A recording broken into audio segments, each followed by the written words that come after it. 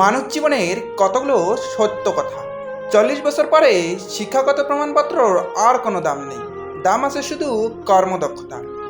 50 বছর পর সুন্দর চেহারার আর কোনো দাম নেই, যতই রূপসজ্জা করো না কেন চোখের তলে কালা দাগ পড়বে, গালে ভাঁজ পড়বে।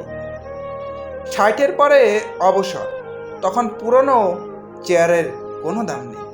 প্রথম বিভাগে, দ্বিতীয় বিভাগে, তৃতীয় বিভাগে উত্তীর্ণ হওয়া সবাইকে প্রাক্তন বলেই বলা হবে। 70-এর পরে বড় ঘর ছোট ঘর কোনো পার্থক্য নেই, কারণ বাচ্চারা তখন ঘরের বাইরে থাকে আর ঘরের শুধু ভিতরে থাকে বৃদ্ধরাই।